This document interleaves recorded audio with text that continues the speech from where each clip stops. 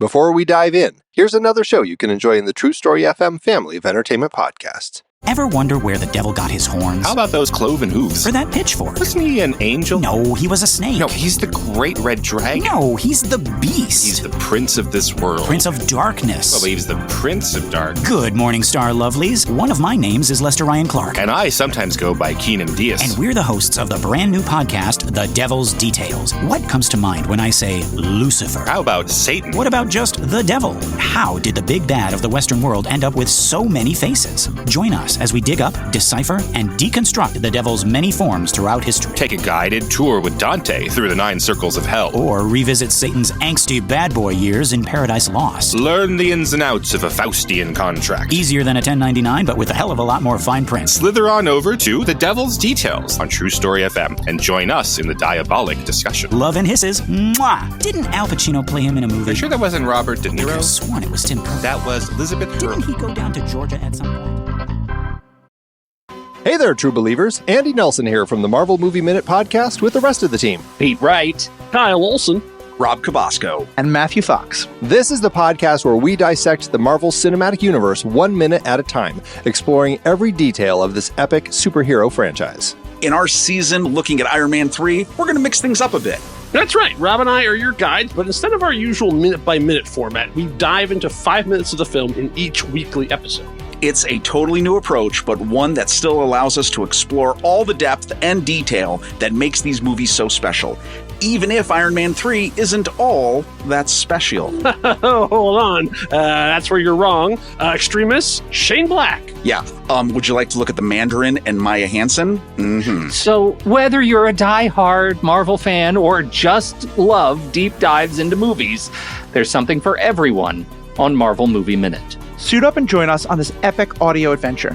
You can find us at truestory.fm or by searching Marvel Movie Minute on your favorite podcatcher.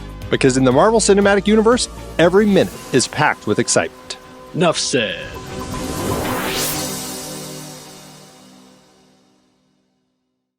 All the Feelings presents Adulting.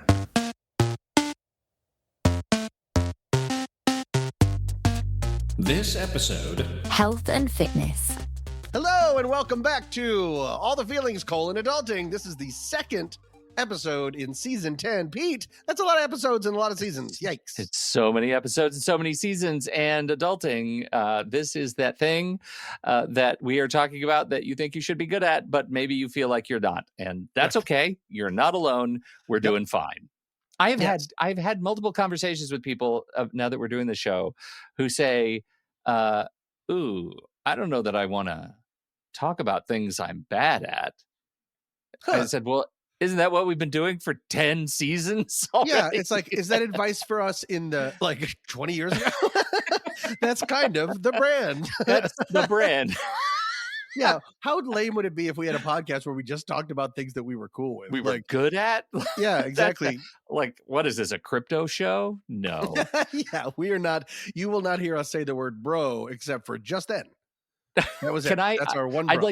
I'd like to start with a follow-up. Of follow-up. From last episode? This is for you from last episode. This is for you because it just happened in my house this morning. Oh no. It is, do you remember from last week your stance on home ownership vis-a-vis when things break?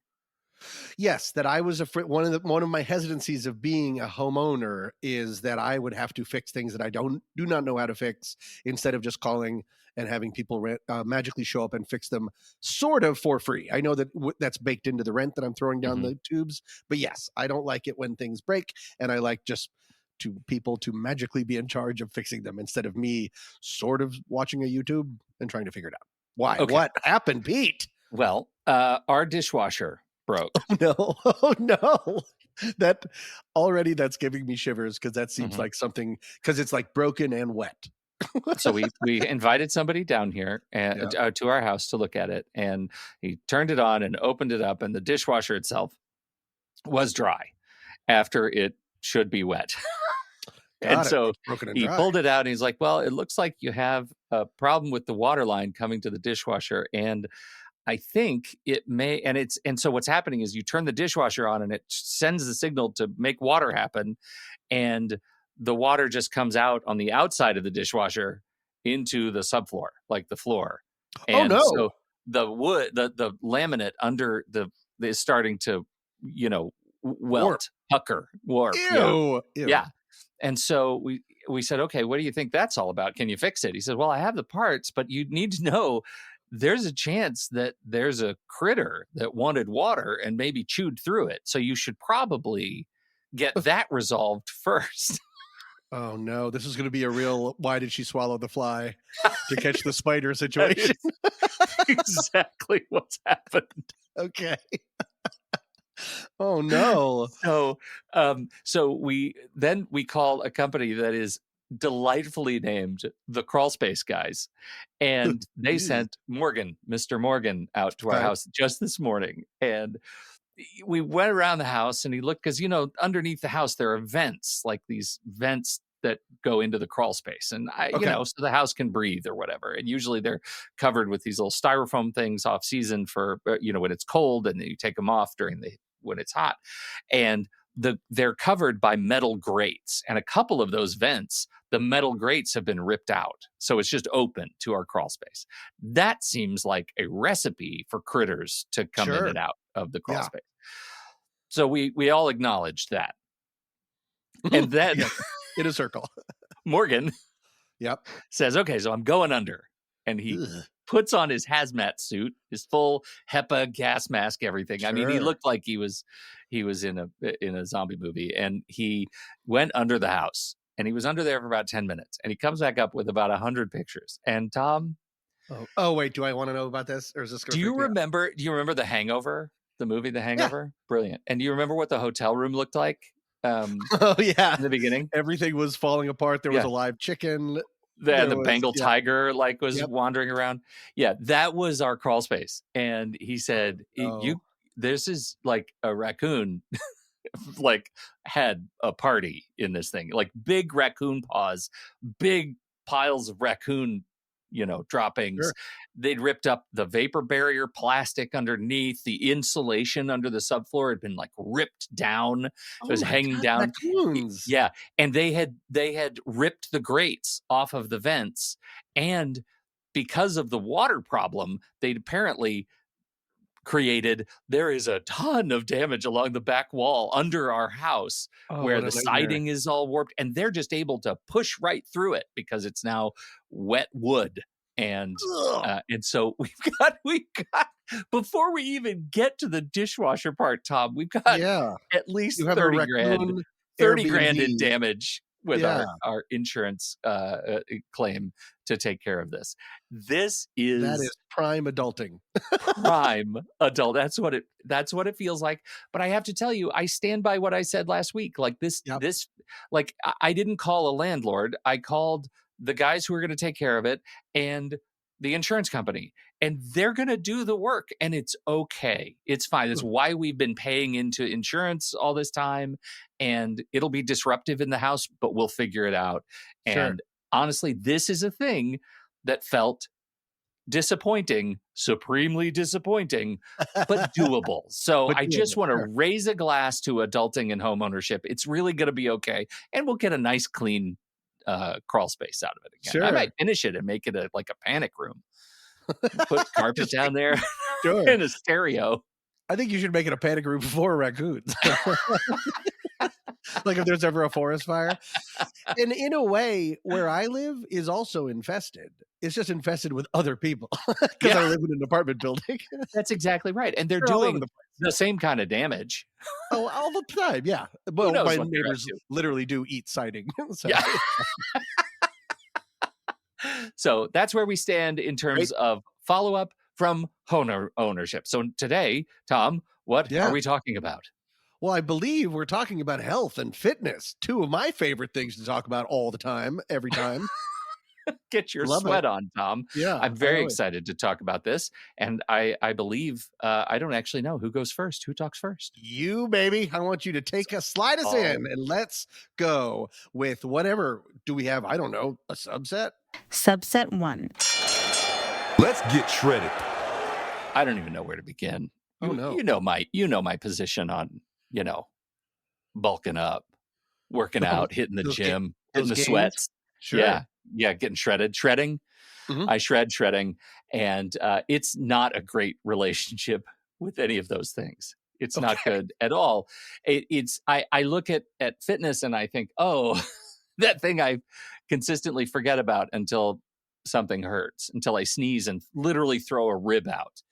And so I've had a long, rocky relationship with just general like body strength and fitness. When I Okay. was young, I was a young lad. Sure. I was kind of strong. Like I did stuff. Well, I remember you were both Footloose and Fancy Free. I was both, and Yeah. sometimes in the same session. Oh, wow. And so, but I never really felt confidence in Yeah. a gym, right? And I never had a sport. You know what sports I did, Tom, in high school? Go ahead and guess. See if you can guess what I did. Basketball. You're Did tall. not. Did Oh. not. No. Okay. You want to do another? Yep. You won't get it. Oh. Snooker. Yeah. Is that the pool kind of pool I adjacent think it's game? British pool or something. Yeah. Yeah. I don't know. Okay. Pool, but I got- worse. I got nothing. Okay. I was a theater kid, and as such, I had to have an athletic I see. credit, but I didn't really have time or interest to join a team. So I did intramural sports, Tom. Oh. I did intramural dance, and I'm not. That's fine. honestly, that one wasn't the laugh line. I'm not shaming you. It's just so funny of like all the intramural sports, and I didn't think of dance. Of course, go ahead. That was during the winter, and during the summer, I guess when the sport was happening, whenever it was happening, I did intramural tennis. Oh, And you know who shows up for intramural tennis? everyone that couldn't make the real tennis, or No, Tom, the stoners. It was me and the stoners. really? Yeah, Why tennis? in I our wouldn't school think because I grew up it was playing tennis. it was ridiculous, the intramural tennis program that we had. Like Okay. it was, you show up, hold a racket loosely, and a ball bounces around you. Like that's kind of what it is. And I so see. it was a real gestalt of non-athletic presence on the court, on the clay, as they say. And so I did that. And then somewhere around junior year, I found I did have a sport, and that sport was squash. I actually Oh. developed a little bit of aptitude toward squash. That is, of course, racquetball if the ball doesn't bounce at all. And Wait, what yeah. is? My apologies. I might not know. I know with the words you just said. Is it where there's the ball and then there's like the white netting behind it? Is that squash? No, that's that? badminton. Oh, what's squash? Squash is racquetball, but Yeah. the racket is not wide and short. It's long and has a bit of a smaller head, Okay. and the ball is hard. And if you drop the ball on the It'll just ground, thunk. it just thunks. It's a harder rubber. The ball bounces more as it warms up. So you find people they hit squash balls very, very hard. And because the ball gets hot and it'll start to bounce. And during matches, that's, it's squash. That's what squash is. It's racquetball, but the ball doesn't bounce. And I actually really kind of found myself a little bit in squash. And as a result of squash, I was Popeye. My right forearm got really big, and my left forearm looked like it'd been in a cast for 2 years. So And you were it was walking before and after comical. picture. Yeah, it was exactly right. It was comical. Got it. But and I enjoyed squash, but that was about it. Like once I got to college and didn't have to do any of that, I was done. I was really done. And I would sometimes work out with a friend. I would go to the gym and pretend I knew what I was doing, and it was not useful. When I was living in California and I was getting married, and I thought, well, I need to at least make a show of it. So I went into 24-hour fitness, and I signed up for some sort of a 10-year plan. Like I spent thousands of dollars because they talked me into it. It was a ridiculous thing, and it took everything in all kinds of adulting courage to be able to go in there and cancel that subscription, and because it was just filled with shame. That was about the last time I did anything really remotely related to fitness. Mostly I just experienced pain, but I'm aging, and I have just come to the awareness that I am not aging necessarily gracefully, and I should do something about that. Okay. So I've got myself a trainer. I can't A believe personal I'm saying trainer? this.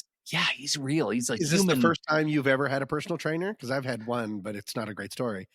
Oh, I had one too, but it also wasn't. Do you want to swap not great trainer stories? That's perfect fodder for this show.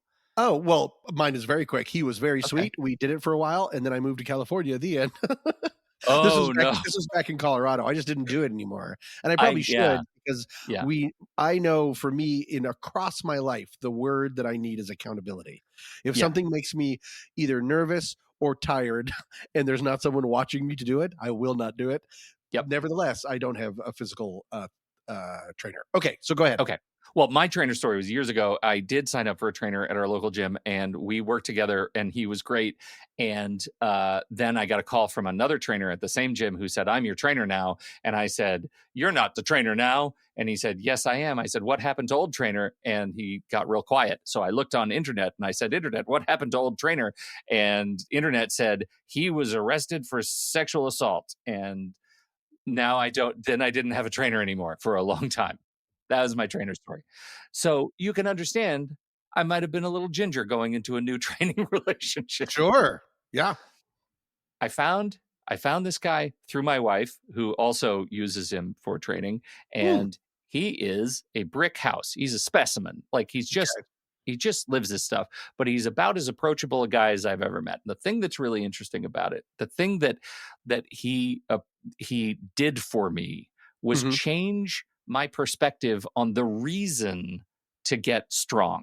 And that's what I want to talk about today, because it's stuff I didn't know about at all, right? It's not it's all about protein. And so this is going to be completely rudimentary for everybody, I'm sure, but this is what I'm learning right now, so we're going to do it together. Okay. What do you know about the protein cycle and related to muscles and stuff? Protein good, make you feel full, burn energy, stronger. Did I nail it? I think I just blacked out. Good. We could probably just switch to your thing today, because that was so good. Like it's the opposite of starch. It's like you burn through it and it makes you feel stronger and faster. And I think that's right. Protein, meat, bread, bad. Pretty much. Yeah, that was good. I'm going to stop talking. What is the protein cycle? Well, you eat the protein like chicken or tofu or Greek yogurt, because the Greeks were a high protein people. And then you digest the protein, and that's when it gets broken down into amino acids in the stomach and small intestine. And then you absorb it and use it. It's sent out to tissues to repair muscle and support enzymes and hormones, and stored in muscle cells. The thing that is interesting about it, if you think of muscle like your body's power bank, it's like your battery, right? Okay. You charge it by lifting heavy things and feeding it protein. That's charging your battery. And when life starts demanding energy, mental energy, physical energy, immune system energy, those reserves that are stored in your muscles pay off. They come to work, right? There's less crashing. You get fewer colds, more, oh my God, I think I actually feel a little bit good today. I did not make that connection, right? Like I never made the connection. Like when you are when you are working out, you're not just working out to get stronger and look better. Like I was really in a space of living feel better, you're saying, deeply superficially about muscle system. I was never taught it, or if I was, let me take that back. I was probably taught it, and I did not pay attention when I was taught it. Yeah. And so, I mean, so what's your relationship with this stuff, with the muscle system as the body's battery? That in the same class as when you're doing those things, they separate them. Right. That should be a part of the PE. It's not just, throw this ball at this other kid and see if you can make him cry. They should also incorporate with the physicality, the physics and the science behind it, because then it would make more sense. And it's not just about being afraid of changing your clothes in the locker room in front of everybody else, which is pretty much what PE is. I think that is absolutely accurate. And that is where my struggle has always been. It's feeling like I was told to do something and not why. Right. Like I was never given the manual that Right. says, hey, this is what this is, and this is how you're going to age. You look at my mom worked in hospice for many, many years, and as a hospice aide, and they, the doctors were and nurses were focusing on people, if they want to age better, or if they want to feel like they're aging healthily, even into the end of life cycle, they need to be able to do squats and sit-ups, crunches, and I don't think pull-ups were one of them, but squats and sit-ups were two Yeah. of the big ones, because they need to be able to stand up off a toilet without risking falling, right? Sure. Being stable. And and so all of that comes back to, do you have a good battery system in your body? And I had never been taught this until my trainer sat me down and said, here's why we're going to do this. We're not doing it so you're going to look like me. We're not doing it so you're going to, be a role model to start competing in bodybuilding championships.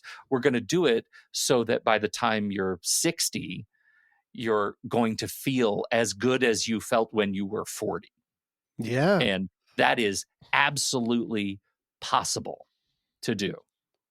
It's very interesting because there's one thing that I think, if I don't spend much time at it, when I think about exercising, is to lose weight at the end. Yeah. That's it. It's always been about that for me. That was the thing. It was, I didn't even like put things like get shredded on the menu, because instead I was too busy just trying to lose weight, and still do. Like, that is the goal, is just lose weight. So I don't think about it. And to just have that be the only reason and goal, that is pretty disheartening, because losing weight is really hard and takes a long time and is very incremental. But if you can add to it the idea that you're also doing this for your future's future, and you're helping yourself, not just for that hour, but you're also going to feel better throughout the day, then it's a lot more rewarding. That makes sense. Yeah, well, and here's this is the interesting piece to what you just said, because I get that headset, or that mindset. The interesting thing is, losing weight is generally a deflationary experience, as you said. It generally feels bad. Literally. Yeah. And just circumventing that entire experience and saying, you know what, I'm going to work toward a different goal, which is I want to get a little stronger. I want to see what that's like. And I'm going to do that by eating more protein and lifting heavy things.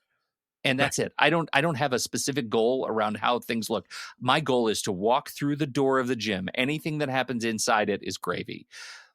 You actually start feeling stronger much faster than you start losing weight if you're on a diligent program. Oh, and that is an incredibly optimistic perspective. Sure. That just feels so good when you realize, oh my gosh, today I can lift something heavier than I did this time last week. I feel really good about that. You feel the ramifications so much quicker than immediately. Because the thing about weight loss is, for no reason, you can wake up and just be 2 pounds heavier. Yeah. Because your body is a weird mystery machine. And it doesn't have to do. I was like, box. Yeah, I was like, this isn't Eggs Benedict Tuesday. Like, why is this happening now? Yeah. Right. And so but to be stronger and to feel that would be very satisfying. So think. That's the thing that that I keep getting reinforced, is that strength itself is not about how much you can lift. It is about how well you move and how easily you recover from that movement. Recovering, because that's what the protein was for, to fix. It's like nature's Band-Aid on your inside. That's right. Right. And the connection, this is another thing. I can't talk about this incredibly fluently, but I'm going to try. The connection between working out and diet is not necessarily clear, right? If you want to lose weight, you don't want to go work out. That's not the purpose of working out, right? You want to lose weight. 80% of that, 90% of that is either eating less food or eating better food, right? Right, eating at a calorie deficit. Caloric deficit, or increase protein, reduce sugars. Sugar's terrible. Sugar's bad, protein good. but in terms of the connection to working out, the myth is I need to work out to burn off food. And that's exactly the opposite. You need good food to fuel a great workout, right? Like that's the trick. And so, I mean, I feel a little bit mind blown by this Sure. change. And why did it take so long? That's the frustrating sort of shame-filled part that I'm moving through is why did it take so long in my life to have this particular awakening? I look at other people of my age who have their stuff on lock, and I'm just constantly wondering how they made that connection so early, and I never did. Right? This is a butterfly flaps its wings in New York, and in Japan you get rain instead of sunshine. Right? Who knows? Who knows why I didn't get that pep talk? Yeah. Right? Probably because I never joined the lacrosse team. I was too busy with the stoners on the just intramural holding the tennis racket court. by the really big part and trying to swing the handle. Trying to swing it by the handle. Well, I think it could also have to do with you and I. I mean, what's that smell? Predated all the feelings and drenched in all of these things is still humans and anxieties. I think if you're coming at it from an anxious point of view, you're seeing it for the negative. You're seeing it for what you're trying to solve instead of what you're trying to gain. Yeah. You're don't like what you see in the mirror, and so that's what you're seeing, and that's how you're leaning towards it, and then it becomes like a self-love-hate relationship where now I avoid my reflection in bank mirrors. Bank mirrors? Bank windows. Bank windows. That's really hurt my bank robbing career, is every time I go by those bank mirrors and I'm like, I'm too fat, not another fat for a heist. Fat heist. Yeah, great. What am I stealing? Calories? Yeah, I don't know. Okay. No. I learned. First of all, let's do a little interview. Let's pretend I know what I'm talking about. How's your protein intake? What are you eating? Are you eating enough protein? Do you know how much protein you should be eating? Nope, and I don't know. But the one thing I do know about protein is I eat good proteins in that I pretty much eschew, if that means get rid of, red meats. Other than a burger every once in a while. I'm a real turkey or chicken guy, so that seems good. And the end. Okay. I'm down to one pepperoni log for car rides. Car rides? Yeah. Where's my car pepperoni? Where's my car pep? I call them car peps. It's pretty cool. This is the thing that surprised me, because I thought, well, if I eat a little protein every meal, that'll be great. But I was blown away when I was told it needs to be at least like targeting 30 to 35 grams of protein every meal. I don't know what that is. Okay, I'm going to tell you. Equivalent of? Yeah. All right. How about this? How about an egg and turkey breakfast wrap? Here is a 35 gram protein. 2 whole eggs plus 2 more egg whites. Oh. Right. 2 ounces of sliced turkey or chicken breast, a whole wheat tortilla, and add a little spinach, salsa, and avocado. That sounds good. That'll get you there. You want to eat your just protein for the day, or your protein for that morning? For breakfast. Oh my God, so many wraps. You got to think about that every single time. You want a lunch option, chicken and quinoa, right? 4 to 5 ounces of grilled chicken, half a cup quinoa, and then you throw it all together and eat it. Those kinds of things really surprise me. But here's the rule of thumb. And I learned this in an interview on the ADHD podcast, on which we have been a guest. Yes. A wonderful Australian nutritionist told me this. You look at your hand. Okay. And I'm holding up my hand. In the camera, and cut off the fingers. Oh no! I mean, don't Tom, don't do it right now. Oh, okay. And the fat of your hand minus fingers, and then look at it from the side. That thickness. Yep. That is 1/3 of your meal, of every meal, and that should be protein. Huh. Okay. That should be chicken or fish or whatever. Right. 1/3. The next third is fruits and greens, something green with lots of color. The more color, the better. But 1/3 should be that protein. Can I guess the third? Sure. Is it creme brulee? You take both hands, put them together, That's creme brulee. The rest of Look it at is your creme fist. brulee. Now triple it. Creme brulee. Okay. So this is the stuff that I feel like I'm learning. It's a real awakening for me right now. I'm very excited about it because, like once you start doing it, you feel a little sore. And sometimes Sure. that soreness is an indicator of progress. And, and I'm enjoying that process. I'm also maddeningly excited about the fact that we went to Colorado on this trip, 6,000 feet. We wake up in the morning, we go for a sunrise hike in Garden of the Gods, beautiful Garden of the Gods. And we did the whole big loop, and I didn't complain once. I didn't fall down. Like, I'm notoriously bad at these kinds of things, especially at altitude. I don't think I could have done it 2 months ago. Sure. And we had a fantastic hike. That's one of the kind of reassuring things that I want to keep talking to myself about, that Results. That's what progress looks like. Progress is not looking in the mirror. Progress is being able to do something new that I would have hurt before. And that is delightful. So I love it. That's good adulting, Pete. I feel like it's pretty good, right? Yeah, that's outstanding. That's really exciting. And at a somewhat middle to later age, to be able to take that kind of stand and it sounds like he's putting you in a great situation and you are in a great headspace to not burn out. Yeah. You're not treating it like a New Year's resolution where come February, you're like, maybe next year. Instead, this seems like a lifestyle change, and that's the way to do it. I'm very happy and proud of you. And happy and proud. The other thing that I really appreciate so much, and this is just a specific relationship with this guy, is his approach to injury is injure yourself and take drugs. It is not that. Oh, okay. It is look, I can go in and say, like, this thing in my elbow kind of hurts, and he'll spend 5 minutes thinking. I just watch him think, and he thinks, okay, we're going to do all things that don't require you to move your arm at such and such an angle in such and such a rotation, and you're going to feel fine. And it works. Like, so I'm constantly like, that's when I would have said, no, I'm not even going. My elbow hurts. Right. And he instead gives me a solution that says, even though your elbow hurts, I can help you get your fitness in for the day and not injure your elbow further. And that is magical to me. That just feels like I feel like I'm working out with Dumbledore. That's it. If Dumbledore were shredded. That's outstanding.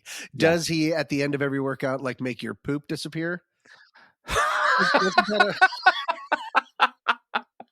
pretty sure J.K. Rowling made that a thing. What kind of a joke is that?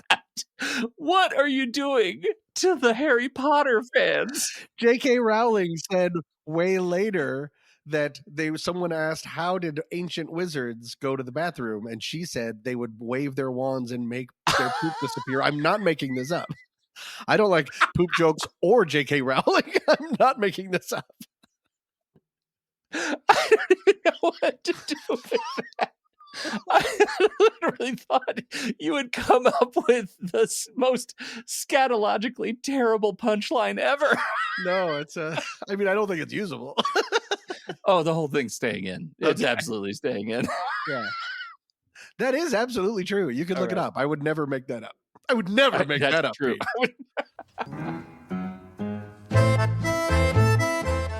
And now, ATF:/Adulting brings you This Week in Historical Sexism. In the late 1800s, a bicycle craze was sweeping the nation for a certain sect of the American population, namely women. In response to this popular feminine two-wheeled trend, the 1895 newspaper New York World published the 41 Rules for Female Cyclists. Those rules included the predictably sexist, such as number 12, don't refuse assistance up a hill, and number 2, don't faint on the road. Other rules were more markedly obsessed with a certain article of clothing, such as number 20, don't wear a garden party hat with bloomers, 24, don't ask, what do you think about my bloomers? And 32, don't discuss bloomers with every man you know. But perhaps the most peculiar on the list was number 11, which warns women, don't cultivate a bicycle face. What, one might ask, is a bicycle face? Well, one might answer, it was the kind of precursor to the resting bee face, a way of making a snap judgment of a woman's appearance and then allowing that to illustrate her overall character. And how to describe this dreaded face de bicycle? Generally as a flushed face, drawn lips, a clenched jaw, and a weary expression. In other words, exercise face. Nevertheless, doctors warned women away from cycling, stating that much like suddenly being startled while sticking out your tongue as a child, achieving bicycle face while exerting yourself might make your face stay that way forever. Oh, and they also warned women of future heart palpitations, depression, and at one point that a woman's uterus could fall out. Oh, doctors! And what was this quack medicine really about? Tellingly, the answer can probably be found in rule number 38. Quote, don't cultivate everything that is up to date because you ride a wheel. End quote. In other words, don't think the freedom you feel on that bike means you have equal freedom in your life. Because at that time, men were afraid of the feminine bicycle craze, worried that it led to such heathen feminist ideals like exerting themselves instead of staying still and modest, the ability to travel wherever they wanted on their own, and of course, God forbid, anything be allowed betwixt a woman's thighs other than a man. Luckily, as they always have, women persisted and women prevailed. Cycling remains a popular sport for all genders, and there are currently over 20 women's pro cycling teams competing around the world, nay, a bloomer in sight. Pedal on, you cycling mavens, pedal on, and feel free to make any goddamn face you'd like while you're doing it. Ring, ring. Want something you can store in your front basket while you pop an emotional wheelie? Then how about you aim your handlebars towards allthefeelings.fun and become a feeling friend today. For the low, low one-time price of $35 a season, or renewing at $25 annually, you can become a feeling friend, and you will help support the time and expenses for your favorite podcast. It's the one you're listening to now, and that's all you get. Just kidding. You also get access to live streams. You get special members-only episodes, like when we eat hot sauces and it goes really poorly. And you get special guests. You get a sticker. You get on Our Dying Love. You're going to get a new friendship certificate and so much more. Please join us. We, meaning Uncle Petey Magoo and I, love doing this podcast. It is not free on our end, so any kind of help that you can give us by becoming a feeling friend is wonderful, and we will always be thankful for it.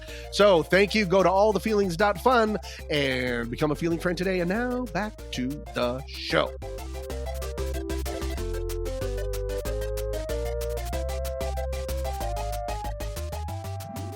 Subset 2. White coat syndrome. Hey, Pete. Hi, Tom. Hi. Avid listeners and Feeling Friends members will know that the day before our first episode last week, I had another colonoscopy. Oh, no. We're going to do colonoscopy chat again? Not I didn't know this really. was our colonoscopy clutch. It is not. It is not. But I just wanted to let people know that because it's becoming more of a hobby than a procedure, Pete, I have great news. I heard back from the doctors and I won best colonoscopy. Oh my God. I kind of had a feeling because when I left, all the doctors lined up and they wanted my autograph. And I just got a email from my lawyer. It turns out that Netflix optioned the footage, which is very exciting. I can't wait to see the colon-shaped award at the Golden Globes. At the colonies? Yeah. I'm not involved, but my colon has a 2-picture first look deal. So things are adulting pretty well over here. And while we're on the subject of health and doctors, no more about colonoscopies, I promise. Pete, I have some questions for, guess what? You. Okay. I'm You ready. Okay. Mm-hmm. Do you currently have a yearly checkup or physical with your doctor? Yes. All right. How long have you been doing that? Not long enough. Let's just say I did it as a child and many years went by and then I started doing it again. Great. And now you can either answer for how you feel now or how you maybe felt during that interim where you weren't doing it. How comfortable do you feel the day of your appointment or sitting in the waiting room waiting to be seen? Uncomfortable. Is that an option? That's 1,000% an option. Binary. Yeah. It's just good or bad. It's bad. Yeah. I am the exact same way. We are crossing from, this was the health and fitness episode. You did fitness. I'm doing health. Yes. I get extremely uncomfortable, and it has finally occurred to me a couple of years ago. I have what is known as white coat syndrome, which is not a very rare. You were aware of white coat syndrome? Well, in terms of this, I have my problem with white coat syndrome, I think it's the same thing. Like if you take my blood pressure, as part of a routine checkup, it will always be higher in the doctor's office. Okay. Right. The traditional white coat syndrome is you take your blood pressure at home and it's fine. You go to the doctor's office, it has skyrocketed. Granted, because I'm me and I really want to buck the trend, I have a little bit of high blood pressure anyways, that I take a very low dose of medication to, manage. And so I don't have it at home because of that. But yeah, when they take my blood pressure in the exam room, sometimes and mostly it has skyrocketed. My primary physician has it in my file now for the head nurse or nurse practitioner to take it and then leave and come back and take it again 15 minutes later. Because otherwise they would be saying code color, code blue, or bing, bing, bong, bong. And then that first time, it is, and the second time it's always way down, but that first time it spikes. So Pete, guess what? Or guess what we're doing for this segment? We are winding back the clock to the aforementioned days of What's That Smell? A sometimes funny podcast about humans and their anxieties. Today, Pete, I present iatrophobia. Wow. The irrational fear of doctors, medical care, or the medical care system. Okay. It's fun being back, huh? Iatrophobia is derived from the Greek iatros, meaning physician or healer, and phobos, the Greek god of yikes. And this is something that we have touched upon before to a certain extent, but I think it very much warrants revisiting, especially under this new umbrella of adulting. Because, of course, I was scared of the doctor as a kid. It was all needles and jargon. It was all needles and nonsense. That's what I used to say. Why am I still so afraid and uncomfortable as an adult? That's sort of one of the points of this podcast is when I knew that when I was an adult, I would be different because blank. And instead, I'm still worried that someone's going to give me a shot out of nowhere. And I'm not even afraid of shots. If any of our listeners feel this way, and I'm sure a lot of you do, first and foremost, please know, once again, you are not alone. Over 44% of men and nearly 50% of women in the United States skip their yearly checkups. So this is across the board there. Now, of course. Oh, before we get into the emotional, there are some obvious physical or economic barriers for some. Healthcare costs too much. They don't have insurance. They can't take time off of work, or they live in a medical desert and don't have access to like a real nearby resource. And so they have to like travel hours. And again, that's the aforementioned can't take time off of work. But because that probably explains a large swath of the percentage that isn't doing it. Maybe, but I still think that the emotional, I think sometimes for some, I'm trying not to be callous when I say this, but like there are some people at the very least that I bet do say, I bet healthcare costs too much, or I don't know if I can make it. And it's because of the emotion stuff. Yeah. And so they've also done studies. What do you think are five? And you don't have to do all five, but what do you think are five or what are some of the top reasons that people give for pushing or skipping their check-ins altogether, taking away the socioeconomic physical reasons that we just talked about? What are some? So is the question, what would I say to lie to the receptionist when I reschedule my appointment? Why don't no, it's not the lie. It's because the lie I just said. What is the real reason that you feel like a physical yearly checkup isn't important or you don't want to do it? Well, number one, it's so easy to say, well, I'm feeling fine today. There you go. Feel healthy, number one. Or for younger patients, even they describe themselves as feeling invincible. Yes. Okay. Right. What's another one? Fear of cancer. Okay. Number 4, worried that a major hidden illness will be uncovered. Yes. Very good. Yeah. And then expense. That's again in the physical. We're talking more about the emotional stuff. Oh, emotional stuff still. Well, okay. I hate my doctor. No, that's not even on this list, but yes, 100%. If you are in a town or a city where you just have access or your insurance just says this is your doctor, other than that, kick rocks. Yeah, that could be a real problem. Yeah. We've hit my big 2. I mean, those are the 2 reasons that I have felt that way in the past. And so I think fear of cancer, and the other, I guess the slightly less one for me is I just don't want to know. Like I already get it. Right. I don't need to know anymore. I get it. If I can fill in the blanks, Please. there is for certain adults, and especially a certain generation, it's the rub some dirt on it, walk it off feeling, that if you're suffering, you believe it will go away on its own if you just keep sort of moving. Number 3, unfortunately, a recent study found that 40% of men receive their health advice from social media. Ooh, no problem there, I'm sure, as we continue to put horse dewormers in our protein shakes. I think that was before social media. It was the WebMD effect, right? Like I already diagnosed myself. Self-diagnosis, and you're like, you sneeze once, and it's like, oh, you have brain AIDS. Okay, great. Okay, well then, number 5, and these aren't in really a particular order. I put these in a blank order for myself. But number 5 is the one that I learned later that I have been dealing with, and it's something that is an interesting thing for me as an adult to feel. It's embarrassment or shame. It's embarrassment of going to you're making a face like, huh? I love it. Good. Because then we will have a thing. Yeah. I realize that is what is affecting me personally while growing up. And here's the reason. And I think this might be, I would say this is just a Tommy thing, except that embarrassment or shame is listed in those studies. Yeah. So I'm not the only one. But here's my personal reason. I realized while growing up, I had a number of athletes and sports in my families, as we've talked about ad nauseum. My love-hate relationship with sports. Why did I put love in there? And I never quite fit in with them athletically or physically.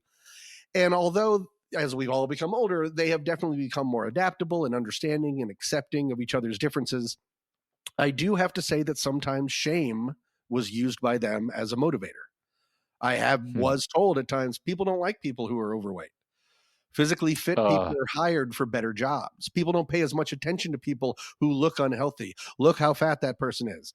Can you believe that someone would let themselves get fat? That's shame. There's nothing constructive about that. And that stuff really baked into me during some pretty formative emotional years.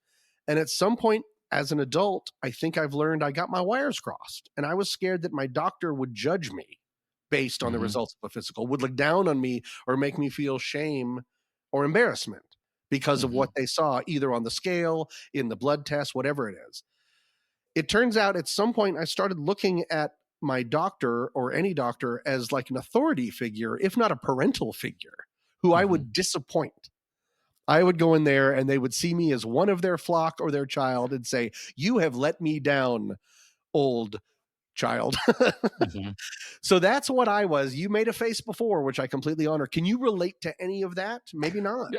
No, I really can. But the first thing that I don't know why this is coming up for me, but I thought there was something around shame of like being vulnerable or like naked in a gown, whatever. And I'm a notorious exhibitionist, and so you check in a gown already, and they say I hand my clothes to the receptionist, and then before they even call me back. Right. They say, again, sir, you have to wear one of our gowns because your gowns don't tie in the front or the back. Yours is mine is monogrammed.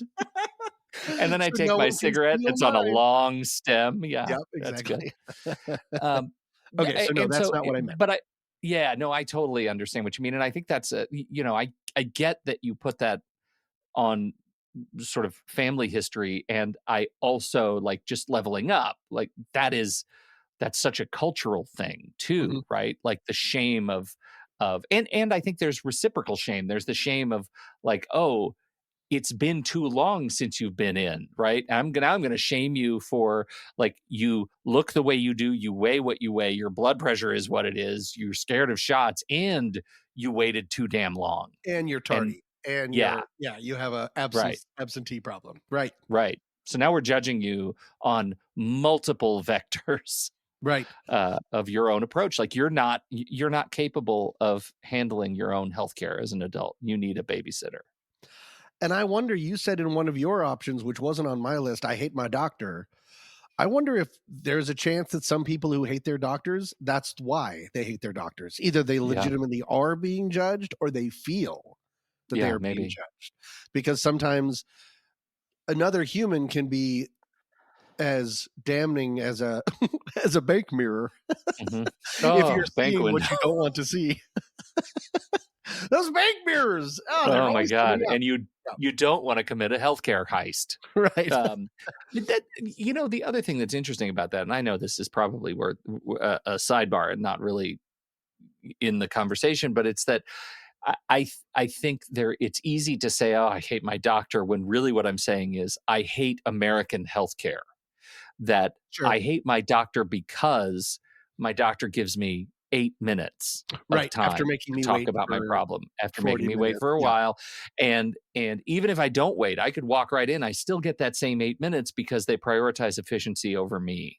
And I can hate my doctor and my clinic, and I can build up a huge emotional arsenal against my own best interests because of that. Right. That is a part of things. That's not, I guess, what I'm talking about. No, Only in that right. we can't solve the American health system. That part is broken. I am very lucky, and this is getting into this might be the second optimistic segment of our podcast in a row, which is weird. But now that I am able to see what my insecurities were, where they were really coming from other parts of my life, from old feelings instead of really what I was going through. I am lucky to really love my primary physician and everyone in their office. I think they're outstanding. And I do feel seen. I feel heard. I feel like I get a good amount of time with them. Granted, I'm not going in for, it's different. It's always different. We're talking about basic checkups, not I'm in trouble physically and I need to go in and ask for help. That is not what we're talking about. There's a whole other understandable level of anxiety and worry about that kind of thing. This is just what keeps you from just going in when nothing is necessarily wrong and you're filling in the void with what is wrong. What I've learned is that they are not there to judge me. And I think the majority of healthcare is not there to judge me. That when my blood pressure spikes or stays a little high, or I've gained a few more pounds than I should, they're not there to say you are messing up and we are disappointed. You have disappointed me, son. Instead, it's how can we help? It's only concern. They have a plan. That I used to go in being like, they're going to say, you're unhealthy, now get out, like fix it and come back to us. Instead, let's come up with a plan together. That's what they want to do. They want to try to help you. And I'm taking a lot more solace in that, of knowing it's not like I'm just going into the principal's office. That's what I thought it was. Because nothing good comes of the principal's office other than think about what you've done, now goodbye. And maybe you'll think better about ever wanting to come back. Instead, you're going to the counselor's office. If that still exists in schools, I have no idea. But the idea of like, let's come up, this is where you could use a little bit more help. Here's some ways to do it. And then once you do that and you keep doing it, kind of like you were talking about this protein working out cycle, that you feel better, you're going to feel less anxious about going for yearly checkups, and you will just have goals and things to work for. And it always becomes, again, just like working out, that muscle of health. And how you feel about health and how you feel about going to the doctor to improve your health just gets stronger and stronger as you demystify it. Because every time you push something off that you're supposed to do, you get that immediate rush of relief and then a slowly compounding worry that the next time will be even worse. Right? That's how it works. That's how procrastination works, is a really quick rush. And then what you discount is that huge amount of time in between where it's a low simmering worry when instead it could have been extinguished. Yeah. That's right. So, that's right. I think that's really, I really appreciate all of that, because and I should say, I want to make sure I say it aloud. I don't hate my doctor. One of the things that's interesting about the 8 minutes that you get is, to your exact point, the more diligent you are about figuring out a way over the hump of anxiety to get to the doctor, the more valuable those 8 minutes become, right? Because you develop a story, you develop an arc. And you can say, I was dealing with this 8 minutes, in our 8 minutes in June, and now it's October, and here's where it stands. And there's a learned history. If you never go, you can't instead of like starting a book over and over and over and over again. Right. That's exactly right. That's a really good point. And I think that's really important, like, to consider, like, and this is one of the reasons I think I'm okay with my current healthcare regimen, is because I do feel like I have a team of people that I have now seen multiple times, whether it's for my eyes or my lungs or my just general fitness or my colon blow, like all of those people are interconnected. And that is a place of great privilege that I feel like I've been doing this and committing to it long enough now that there's a picture of my health. And now I feel like the fitness part is just, it's the last thing they always say at the end of a medical appointment is, what are you doing to move around? And I say, not much. And now I can say something different. Right. And that's pretty good. Like, you're developing a story. You don't have to take on everything. You don't have to feel every shame at the same time. And I think that's why I'm appreciative of whatever I get, knowing that the system isn't great. Yeah. I'm an advocate for my own health. Right. And that feels pretty good. If you're taking a part of it, then you are helping move the system. You're working the system. Yeah. Which is fantastic. And I just bought this fancy massage gun. Oh my goodness, Pete. I know. Is that like a thunder muscle? It's a thunder muscle. Yeah, I just wanted you to see that because I want you to know that when I say it, it comes from a place of being armed with the thunder gun massage muscle. Do you bring that with you to your yearly checkups? In my holster. Don't you? You have like a utility belt, like a weird middle-aged Batman, and you have a thunder gun, and you have like icy hot. I have here the things I can grab on my desk in reach without getting up. How about some BioFreeze? You want some of that? Is that like icy hot? That's icy hot. The icy hot, Tom, is on the table in the corner. You can see there's a white box right there. That's my icy hot. It's all here because of health. Yeah. Tiny little pocket with one baby aspirin in it. Yes. I've been watching The Pit, and I am just absolutely paralyzed by some of the stuff they do on that show. And so I decided icy hot was going to be the thing that helped me get over the hump. That's whatever it is. Intubating, whatever it is. Yeah. Just put You're some going to crike? I don't know. Crike seems bad. Let's put some icy hot on it. Thanks, Icy Hot. We are still looking for sponsors. So thanks, Icy Hot. Truth. You say I should journal every day, but I don't.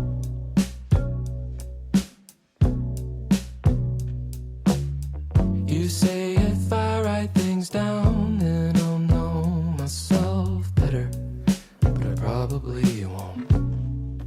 Thank you all so much for joining us for this episode. This week's tune is Healthy Human by Ben Strawn. Get it? Healthy Human? These aren't random songs, everybody. Pete, what are we talking about next week? Next week, Tom, we know broadly we will be talking about relationships. Relationships while being adults. Oof. It turns out it's very, very difficult, and we don't know what angle we're going to take yet. It's way too premature, everybody. Just back off a little bit. Let us breathe. Well, we know something about relationships. Every angle that we're going to be taking for the rest of the season. We just don't want them to know that we know. We've written everything out. I forgot. Yeah, you're right. I mean, our notes are copious. Pete and I are already talking. We're already halfway through season 11. That's for the real feeling friends. Okay. Yeah, so relationships while being an adult, that sounds great. It's going to be great. Sounds good. Until then, I'm Tommy Mess III. And I'm Pete Wright. Thanks for downloading. We'll be back next week with a little bit more adulting.